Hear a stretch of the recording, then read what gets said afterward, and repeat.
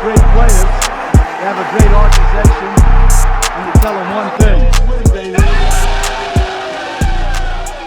What is good, Raider Nation? It's your boy Raider Alex back with yet another video for you guys. Anybody that's new, make sure to like, comment, subscribe to the channel. But the Raiders lose their first game of the 2023 NFL regular season. We lose in a dominant fashion to the Buffalo Bills. We lose the game 38-10 to the Bills. And unfortunately for the Raiders, everything after the first drive was absolutely terrible for the Raiders. The Raiders started off very well, as I mentioned, with that opening drive, that touchdown pass to Davante Adams. But after that, the Raiders were outscored 38-3. Look, I definitely saw this game being a very uphill battle for the Raiders, but I still was expecting and hoping this team could put a much better fight into this game. And unfortunately for the Raiders, the things that I thought were going to be crucial for us to stay in the ball game, to hang in there and potentially cause an upset over the Buffalo Bills, did not happen whatsoever for the Raiders. First, on offense, what I gotta get started on once again is the fact that the Raiders run game once again was non-existent with Josh Jacobs. And when I mean non-existent, I literally mean non-existent. In most plays, it actually hurt us when it comes to yards.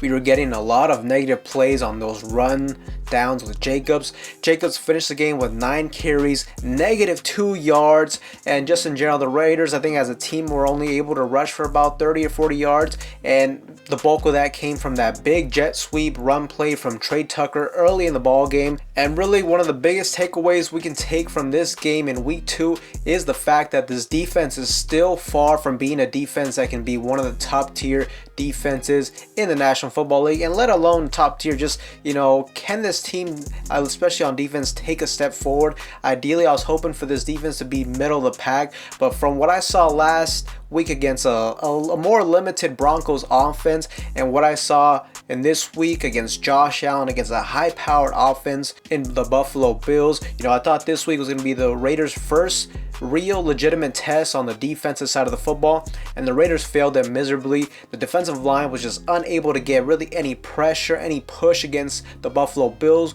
We weren't able to sack Josh Allen except for one time from Divine Diablo. The Buffalo Bills were able to run the ball at will against us. Really, we had no answer for any one of their weapons, from James Cook, the running back, from their tight end, from Gabe Davis, from Stephon Diggs. Really, we were unable to stop them when it came to any sort of facet on the defensive side of the football. And really, another alarming statistic from this game was the fact that the Raiders got completely dominated in the time of possession battle against the Buffalo Bills. You know, we're not going to win when we're not able to sustain drives, stay on the field, and most importantly, the defense was unable to get off the field. You know, this is one of the main reasons why I thought having a good run game with Josh Jacobs was going to be absolutely vital for this team to be able to stay in the ball game, and most importantly, get this team time to adjust in between series and get them to rest. But the complete opposite happened. And really, when it comes to this run game, at this point, 2 weeks into the season, Josh Jacobs still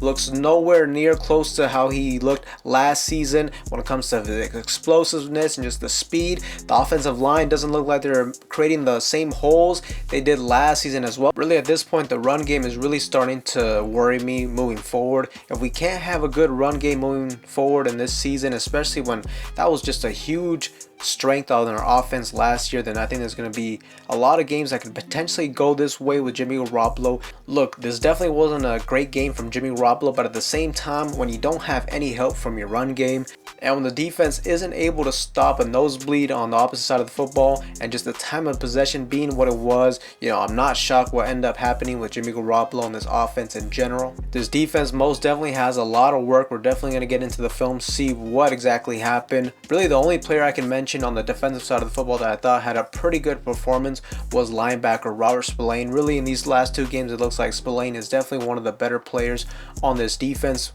What a good free agent acquisition, but unfortunately for the Raiders, the defensive line, which I thought was going to be a huge deciding factor on how this defense would become moving forward, and I really didn't think they did all that well last week as well. So another very concerning factor for this team But after that Jimmy Garoppolo turnover, and with the Raiders being unable to sustain any drives on the ground or get anything really going, the game was completely lost for the Raiders after that point. The Raiders defense was very conservative when it comes to their pass coverage. They were giving Josh Allen a lot of the underneath routes, which I thought was perfectly fine. But the issue was the Buffalo Bills had the lead, so Josh Allen never really felt any sort of pressure to make big plays down the field. When you're leading the ball game by 2 or 3 more possessions, then you're perfectly fine just running the ball, taking the underneath stuff. So definitely at some point I thought Patrick Graham should have switched it up and tried to go a little bit more aggressive, but at the end of the day, there's no excuses, Raider Nation.